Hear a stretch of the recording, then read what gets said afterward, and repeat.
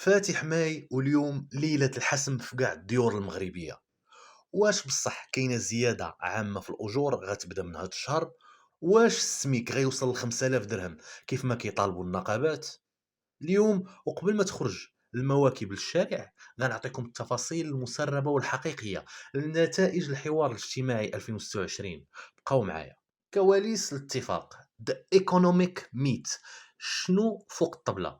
الحكومة واجهت ضغوط كبيرة هذا العام بسبب التضخم اللي ما بغاش ينزل، واليوم المعطيات كتقول باللي كاين اتفاق تاريخي. اولا، الزيادة العامة في الأجور، كاين كلام على زيادة صافية ما بين 500 و 1000 درهم مقسمة على دفعتين لموظفي القطاع العام.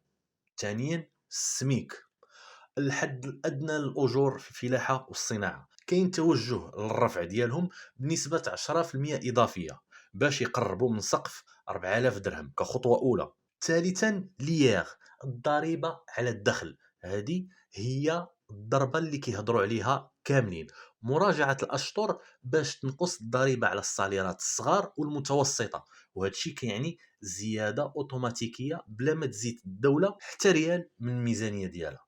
والقطاع الخاص فينا هو الحق ديالو؟ دابا وصلنا للصدمه اللي كيسولوا عليها كاع المغاربه. والقطاع الخاص واش غيبقى ديما هو داك الحيط القصير؟ القانون المغربي كيفرض زياده السميك، ولكن الاجور اللي فوق السميك كتبقى رهينه بالاتفاقات الجماعيه.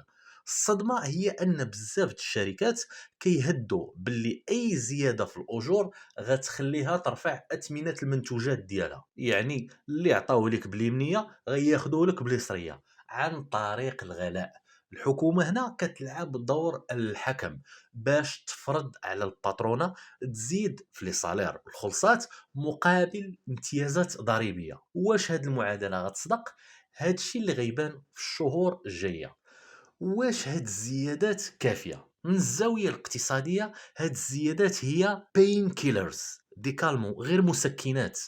المغرب في 2026 كيعرف تحديات كبرى، التضخم المونديال بدا كيقرب، مشاريع عملاقه خدامه، ولكن القدره الشرائيه اللي هي الترمومتر ديال الاستقرار الاجتماعي واكله العصا حرفيا. الاستراتيجيه ديال الدوله دابا هي خلق طبقه متوسطه قويه تقدر تستهلك وتدفع العجله ديال الاقتصاد، ولكن الخطر هو ديك الحلقه المفرغه، الزياده في الاجور كيتبع الزياده في الاستهلاك كيتبع زياده في التضخم. يعني الدوله خاصها تراقب الاسواق باش هاد الزياده تمشي لجيوب الناس والموظفين اللي خدامين، ماشي لجيوب الشناقه والمضاربين. خلاصة القول، فاتح ماي 2026 غيكون مختلف. كاين امل ولكن كذلك كاين تخوف. الزيادة في الشهرية حاجة مزيانة، ولكن حنا كمغاربة البركة في الثمن والسلعة تكون رخيصة وفي المتناول هي اللي كتهمنا حنا كاملين. دابا السؤال لكم، واش كتشوفوا باللي زيادة 500 أو 1000 درهم كافية في ظل الغلاء اللي كنعيشوه اليوم؟ وشنو هي الرسالة اللي كتبغيو توصلوها للنقابات والحكومة والباترونة في هاد عيد الشغل؟ سؤال آخر مهم، باش المغربي يعيش بكرامة شحال خاص يكون السميك؟ خليونا رأيكم في كومنتير وبارطاجيو الفيديو مع صحابكم في المعامل والإدارات، وعيد شغل مبارك لكل الشغيلة المغربية. في الختام، يبقى النقاش مفتوح والرأي مسؤولية والمعلومة أمانة. نترك لكم مساحة التعليق وإبداء الرأي باحترام، وإذا عجبكم المحتوى ما تنسوش تدعموا القناة بالاشتراك والتفاعل، لأن متابعتكم هي اللي كتدفعنا للاستمرار في تقديم محتوى جاد وموثوق. كيعاون ربي.